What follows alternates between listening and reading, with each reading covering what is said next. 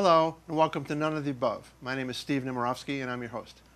None of the Above is a political program where we examine why the political system and government is dysfunctional and polarized. And on each show, we try and talk about solutions. And beyond that, we try and talk about how you can get involved and how you can help make the system better. Of late, I've been very concerned with the tone of the civil discourse, in fact, lack of any civil discourse in our system. People don't talk with each other, they talk at each other, and relatively speaking, they talk past each other. And this is very concerning to me.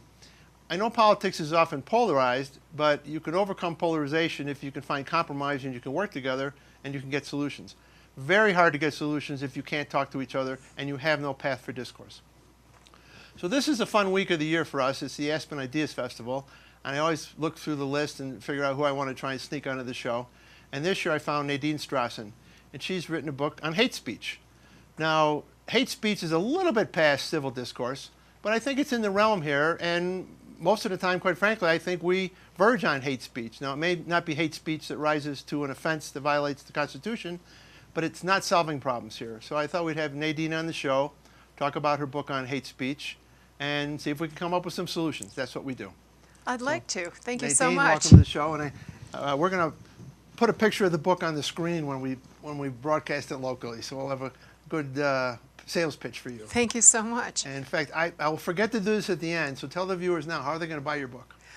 Any way you usually buy books, well, if you like to listen to books, as I do myself, I had the great honor of recording my book for Audible.com. You can also buy it at your local independent bookstore, of which I know there are wonderful ones here in Aspen. And you can, of course, buy it online from either Oxford University Press, Amazon, or whoever your favorite online supplier is. Awesome. So we're going to make our viewers all buy the book. So, you can also borrow it from your local public library, I hasten to add, as a big library supporter. So it's not like you just wake up one day and say, I'm going to write a book on hate speech, right? It was festering for quite a long time, yeah, Nemo. So talk about the festering. Well, this is an issue that is a recurrent issue throughout my adult lifetime. So first of all, the term hate speech, and I'll use air quotes just once, and then your viewers can imagine that every time I use that term, because it is not a legally recognized term of art.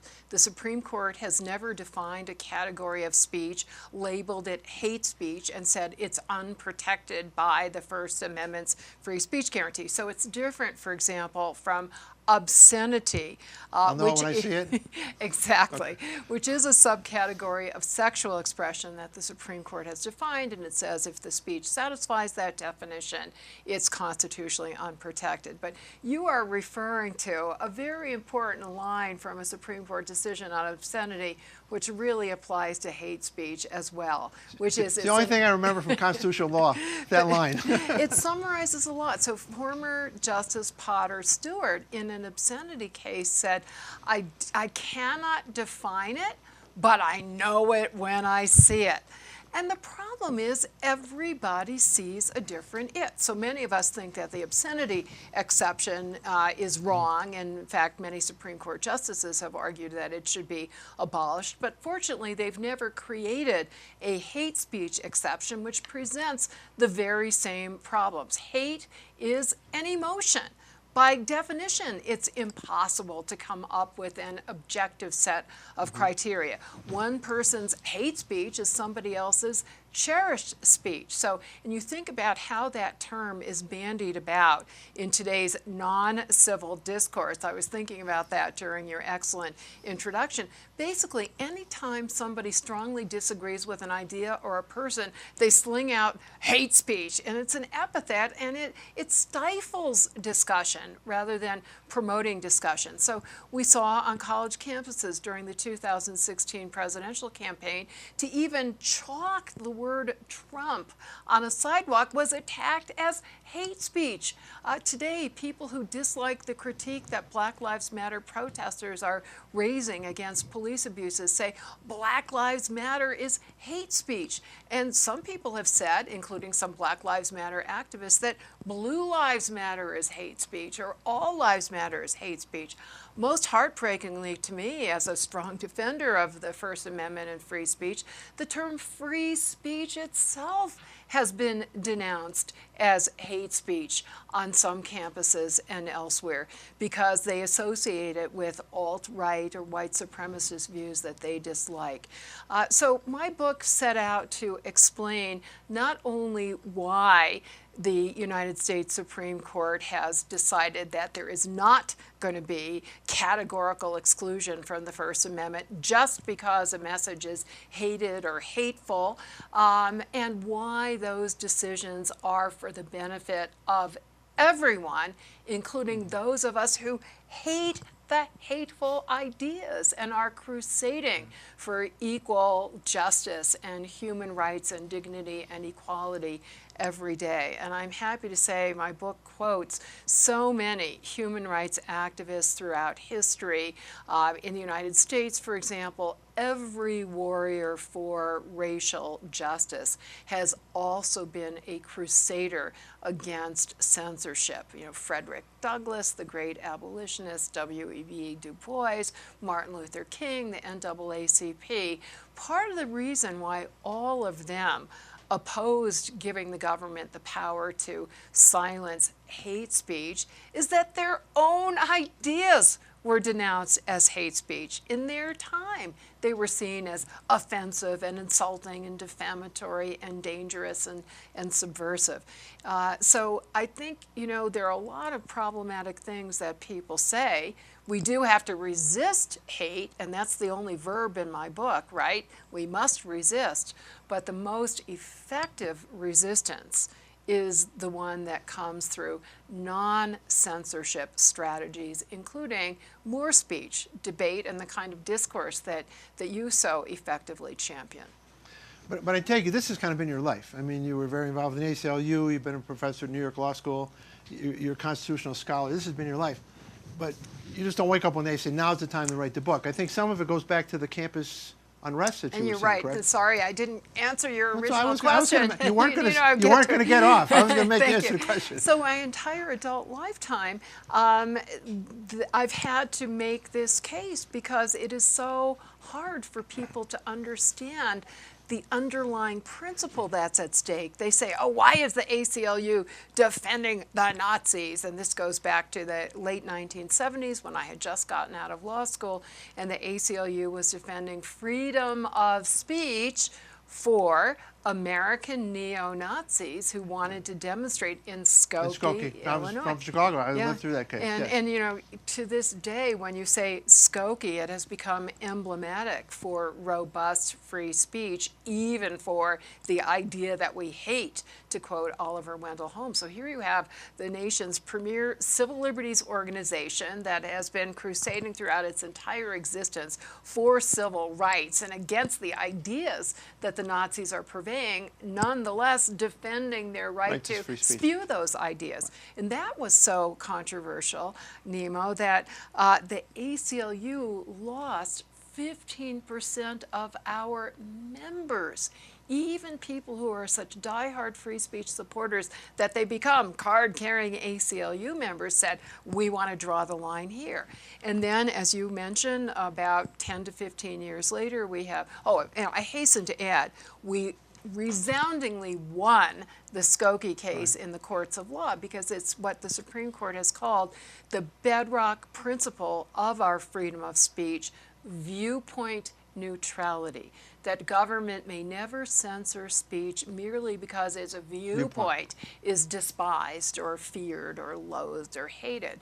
But it's always controversial in the court of public opinion. So a dozen or so years later, there's this new movement for hate speech codes on college campuses. Very serious arguments were made, including by people who had been civil liberties supporters, saying, look, ACLU, you are always working for non-discrimination on campus, for getting campuses that had traditionally excluded or marginalized women and racial minorities to let down the barriers, but it's not true equality if they are still subject to hateful speech. So the ACLU actually re-examined our position didn't matter that we had advocated it since we were founded and way back in 1920. I mean, every organization who is devoted to freedom should not hesitate to freely re-examine even the most tried and true principles. As a result of that re-examination, we again resoundingly reaffirmed our traditional position, but we explained it more fully. You know, as John Stuart Mill in his famous essay on liberty says, one of the reasons why every idea should be subject to challenge is even if you first of all, you might change your mind. Secondly, even if you don't, you're revisiting it and revitalizing it and appreciating it with new dynamism. So that really happened. And we spelled out how even though those who were advocating hate speech codes were doing so with the most noble of intentions, and we certainly supported the goals of meaningful equality on college campuses, that in the end, no matter how well intentioned, these hate speech codes would do more harm than good to equality as well as to free speech. And now, again, I would say starting around 2014, 2015, with the recent resurgence of activism on college campuses on behalf of causes that I so enthusiastically support: racial justice, justice in the criminal injustice system, against sexual violence, for immigrants' rights, LGBT rights, and so forth. So all of that is really positive, and as a campus activist from the 60s and 70s, I'm so grateful to see today's young students be again reviving that kind of activism that we hadn't seen in a long time. But we've seen not only actual incidents of speech suppression, including through violence and through shouting down and shutting down and censorship and disinvitations, but we've seen many public opinion surveys that show that today's college students don't think that hateful ideas and insulting ideas should be constitutionally protected. So even though I'd made these arguments many, many times before, by definition, I had failed to persuade, and not taking it all on myself, I and others who shared my view clearly had not persuaded too many people today. So I thought, I'm going to try again, and I hope I have been more persuasive. So who's the audience for the book? Who are you writing for? I'm writing for anybody who's not already a true believer in my bottom line conclusion that no matter who you are and no matter what you believe, you are benefited by a robust freedom of speech that is robust enough that it extends to hated and hateful ideas. Moreover, if you are a member of any kind of minority group, including a political minority, racial minority, or so forth, you have a particularly great stake in robust freedom of speech, because by definition, you're never going to have majority power. So you especially depend on free speech to advocate your cause. I'm an old parliamentarian, and the theory of parliamentary process is that the minority has a right to speak, and then the majority has the right to outvote them. And there's a nice balance there. Exactly. But the minority must be allowed to make their case. That's a really good analogy. And your point is, these laws can backfire, and then the uses of censorship tools and minorities don't get to make and their it's case. not even backfiring, that's the forward firing, right? By definition, you and Nemo, here I give many examples in my book of hate speech laws around the world in other countries, and including democratic countries, hate speech laws in the United States before the Supreme Court struck them down as unconstitutional.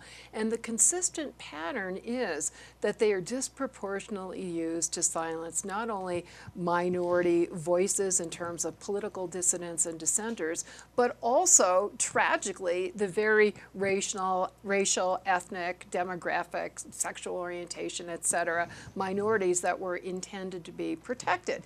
And that is absolutely predictable when you look at the premises of those who advocate these laws. And I accept their premises. They say, we still have too much discrimination and bias in this country. Amen. We have endemic, systemic bias entrenched in the criminal justice system and the civil justice system. Yes, we do. Studies show that none of us as an individual is immune from unconscious bias, sometimes called implicit bias. Sadly, that's true. We can overcome it. That's the good news.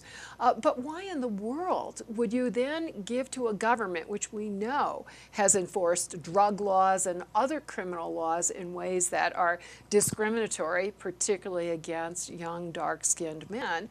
Why would you hand to these biased systems and individuals a power that's even more subjective and discretionary than the power to pick and choose which hateful messages should be suppressed? No, I told you I'm a lobbyist, and I approach my lobbying career differently than other lobbyists do. They just have an assignment, they implement it, and they're gone. And I spend time thinking about these kind of consequences. If you pass this particular law and you're solving this problem today, what are other unintended consequences of this law? And you have to examine that. But we're so dysfunctional, we can't even get laws passed, let alone think about unintended consequences. So let's do, you're our professor. I do at least want to do a quick educational moment here. And let's explain to the viewers. Under the Constitution, there are scenarios under which hate speech can be outlawed or censored. But it's very narrow, right?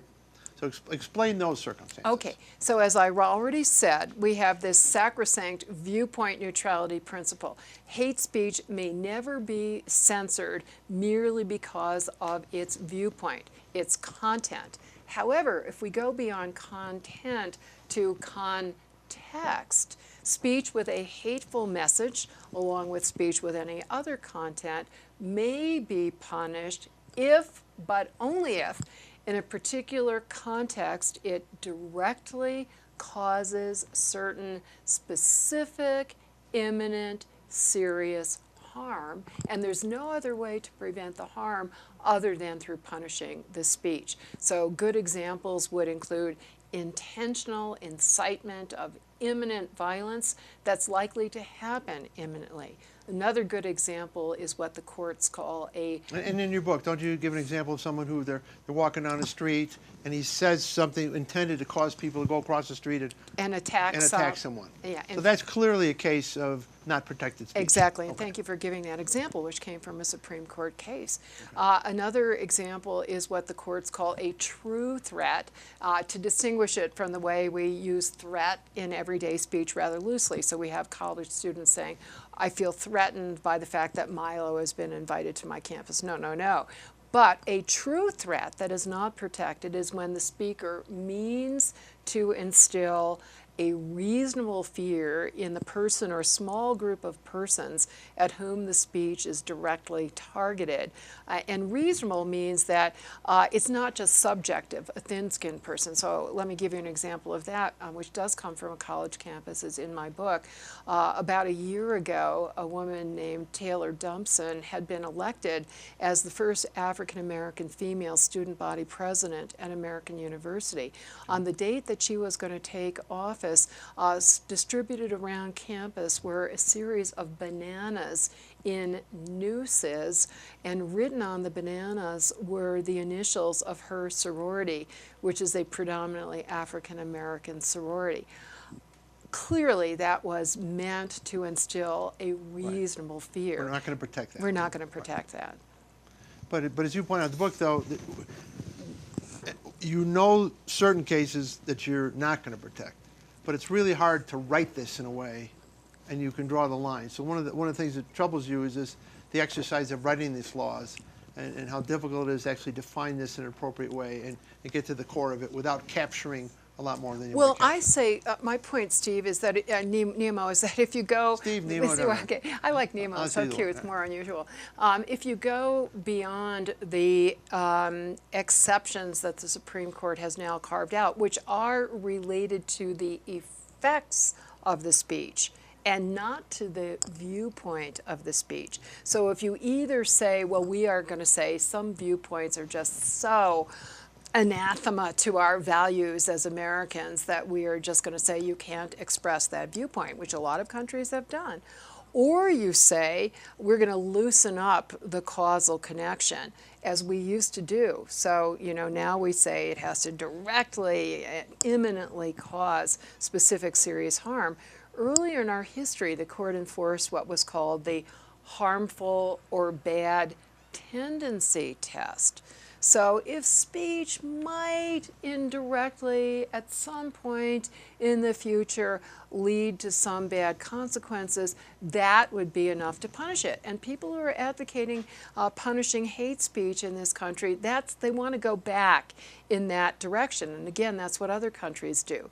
The danger from doing that is once you allow government this wider latitude, it's inevitably going to pick and choose ideas that it dislikes and punish those ideas. So when we had the looser bad tendency test, that's what was used to suppress civil rights demonstrators and demonstrators for women's suffrage and for reproductive freedom and any anti-war protesters and certainly anybody who had any left-wing viewpoints such as socialists and communists because, well, they might lead to the overthrow of the United States government at some point in the future.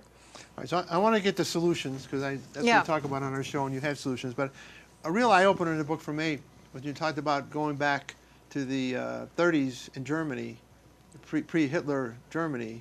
They had some of the toughest hate speech laws on the books, right? And they were strictly enforced. And that didn't stop what eventually occurred. So let's go to solutions because you have a category you call counterspeech. And this is where you want the emphasis to be, on counterspeech. And there's gradations of counterspeech. So walk us through counterspeech, why that's the solution, and how we can use counterspeech. Absolutely. So that's a term that I and many lawyers use for any kind of exercise of our free speech rights to curb either the existence of hateful speech or, better yet, the attitudes that that speech reflects, and certainly to curb any actual discrimination or violence. And you know, how you use your free speech rights will depend on the context. So if you hear somebody spewing hateful ideas, you can debate that person. You can explain why those ideas are wrong. You can try to dissuade that person from continuing to adhere to the ideas and hopefully members of the audience from adopting those ideas. You can go to somebody who is a member of a group that's being disparaged by the hateful speaker and show your support for and your solidarity for members of that group. You can advocate their equal rights and their full humanity and dignity. You can reach out with compassion and understanding and try to recruit hate mongers away from their hateful ideas. I'm so encouraged at the number of instances where that has occurred. In fact, one of the key people is going to be speaking at the Ideas Festival. His name is Christian Picciolini. He's written a book recently. He's done TED Talks. When he was a teenager, he was recruited into a hate group and he became the leader of one of the most virulently vicious, violent, anti-minority skinhead groups. And through engagement with people who reached out to him with compassion, he left the movement. He formed an organization called Life After Hate, which has now recruited at least 100 people away, and each of them then has that ripple effect. And so there are many, many things we can do. I don't give up, but when we treat somebody who expresses a hateful idea as a criminal, which is what happens in Europe and Canada and Australia and around the world, that is not an effective way to change their ideas. And I find it ironic that so many liberals who are turning their back on the criminal justice system in other contexts and saying, you know, a punitive approach is not a constructive way to reintegrate somebody as a constructive member of our society. Why do they want to criminalize speech and ideas? That's also not constructive. Yeah, I told you on the way over here, I agree with you, but I also disagree with you, but I wasn't going there on the show, and I'm not going to, but I do think you're right about the fact, and you don't talk about this enough in the book, decriminalizing it is a route. So you could still, it's going to be a penalty associated with it, but it doesn't have to be you go to jail penalty. Or maybe like a 3 strikes and you're out, you go to jail penalty kind of thing. I don't know. But the other countries that I've studied which have used civil approaches as well, I find those equally unsatisfying. All right, so time always flies on my show because we're having fun. Let's talk about one type of counter speech that I find very compelling. Let's just ignore them and give them the silent treatment. Exactly. Let's talk about that. You know, so and let them not become a martyr. Right? Exactly. Okay. And you know, Let's talk about no that. less an expert on hate groups than the Southern Poverty Law Center, whose whole mission is to monitor them, last year, before the beginning of the academic year, last summer, put out a guidance for college students because they knew that white supremacists were going to be recruiting on college campuses in record numbers, and they said to the students, you may find it morally satisfying to try to silence them, to shout them down, to disrupt them, but please resist that temptation. You are just playing into the trap that they are laying for you. You're giving them oxygen and attention that they otherwise would not have. Ignore them. They won't get the media attention, and their speech won't have a harmful impact.